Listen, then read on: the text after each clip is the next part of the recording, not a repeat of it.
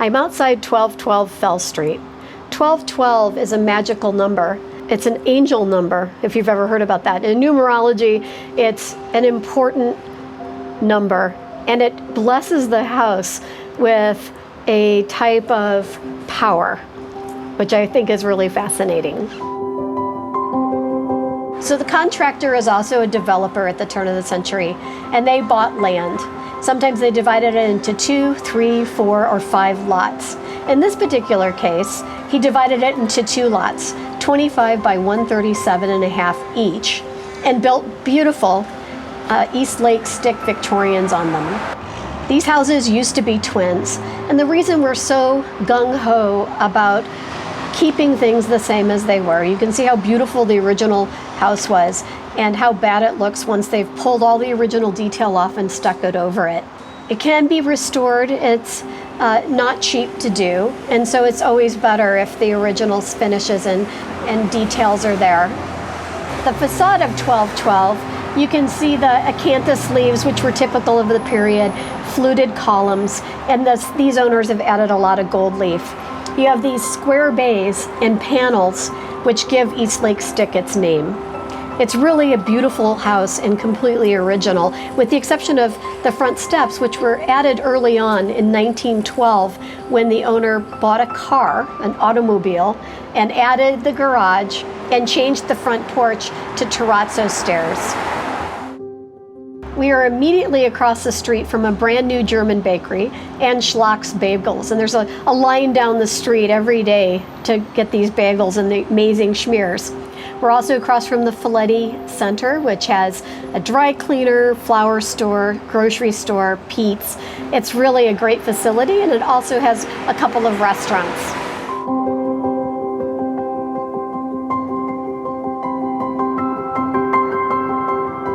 David F. McGraw, contractor builder, bought these 2 lots in 1887 and was completed with the construction by 1889. He spared no expense.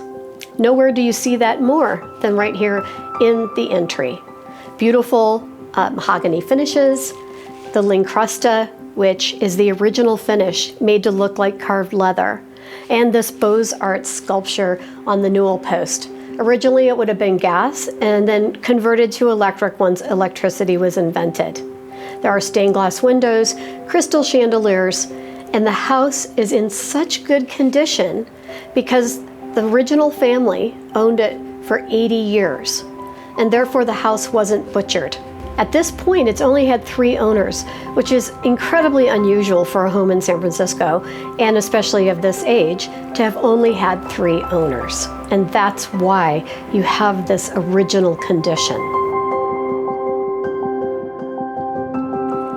Samuel A. McDonnell was born in 1843 of Irish parents. He moved to San Francisco and put himself through medical school to become a pharmacist at what would become UCSF today. The house really fit his family needs. He had 2 children and a wife, Mary, and they loved and filled the home. Later, once he passed, his son moved in, and then when he passed, both of his wife and his son's wife lived in the property until 1961. So it wasn't until 1961 that this house passed to a new owner. Let's take a look at this living room. We have a beautiful Carrara marble fireplace, which is original to the house, a big bay window that faces south, and a very rare triple parlor.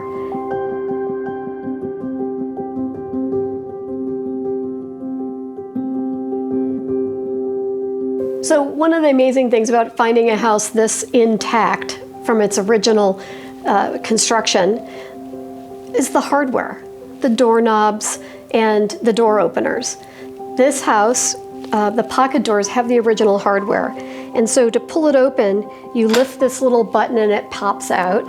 And here, the original lock is still, the key is still in the door, which is really quite astonishing. They're never there. They're almost always lost and not part of the hardware anymore. So things like this make me really excited because it's original, it's intact, and it works. It's just it's beautiful too. The craftsmanship on just this little tiny piece of hardware is spectacular. It's so beautiful. The last thing I'll point out about these two rooms are the chandeliers. It's very difficult to find pairs in a scale that works in a room like this. And these two matching chandeliers really make the space. It's quite spectacular.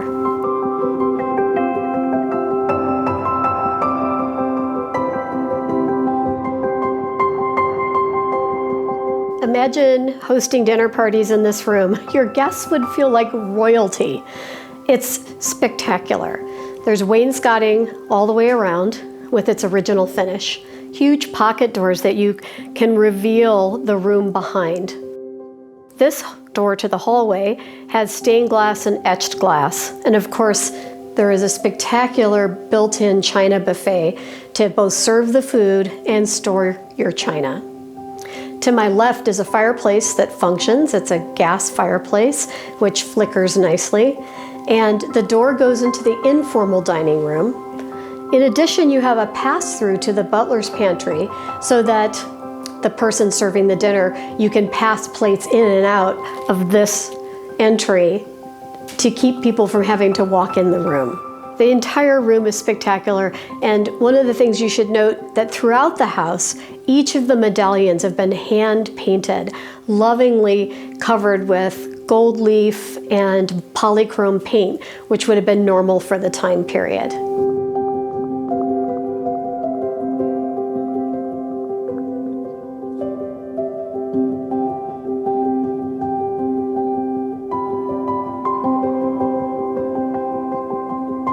The Victorians had a private life and a public life, and so the triple parlor was set up for entertaining, and this room is for the family. It would have been called the breakfast room, but it's just as lovely and opulent as the rest of the house. The current owner has very carefully screened little patterns onto the woodwork and the dado. Above us are Bradbury and Bradbury papers, the peacock pattern.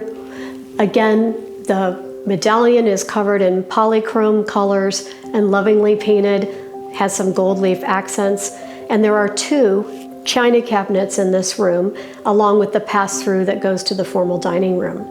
There's also the staircase, the back staircase to the second floor, so you have the grand staircase in the front, and then the servant staircase up the back. As I said earlier, the current owners are only the third people to have owned the house. And while the whole front of the house is original, they decided to add on a huge addition at the back. Kitchens in the Victorian era were pretty much a stove and sometimes a dry sink, but at this point they decided they wanted a really nice kitchen. So they put a huge addition on the back of the house, which includes a very large modern kitchen made to look old, with stained glass windows, ceiling medallions, again hand-painted in the monochrome, and a sunroom, which opens into a private little inner courtyard with a fountain. There's also French doors that go out to the yard, which is a very nice landscaped yard, and it's sunny all day long. Absolutely gorgeous yard. In the backyard, it's quiet and private, and you have no idea that you're in the middle of the city. Part of the kitchen addition and the sunroom addition was a full bath. It's immediately off of the butler's pantry and the informal dining area. There are 4 large bedrooms at 1212 Fell on the second floor of the house.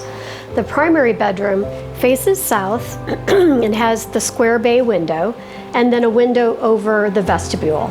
It has its own fireplace, which also heats up the room very nicely, and it has a sink that is a pass-through to the next bedroom.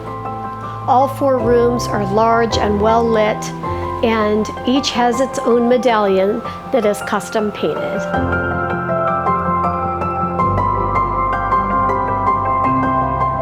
While most of the woodwork downstairs is faux bois oak, on the second floor, it's almost all faux bois black walnut.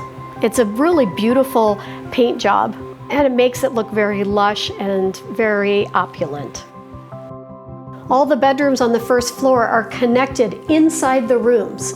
There's a sink between the his and her master bedrooms, and then it's attached to a third bedroom, which would have been a nursery, so that the parents could easily attend to children in the middle of the night.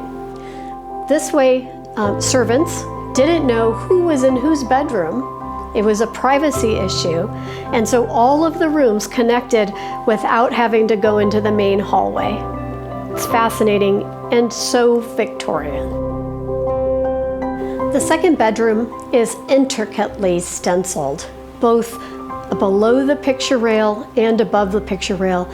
Again, the medallion is beautifully painted, and you can see the burling in the panels in the doors in this room.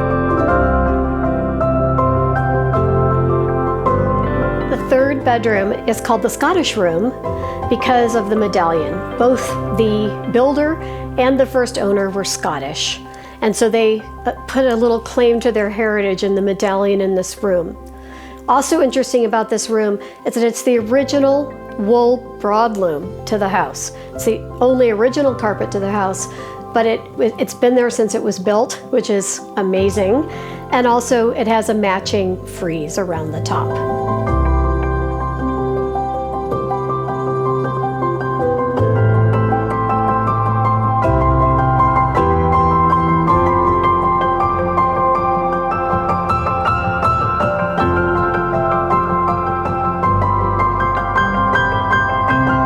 From 1212 Fell, it's so easy to imagine the western expansion of San Francisco through the Panhandle, Golden Gate Park, all the way to the ocean. It's also easy from 1212 Fell to imagine how the Victorians lived. It's all still here, all the fit and finish, all the romance, all the opulence. It's also been updated for the modern owner. Come take a look at this slice of San Francisco history. So beautiful and waiting for you. I'm Bonnie Spindler, the Victorian Specialist. Thank you so much for joining me for this video.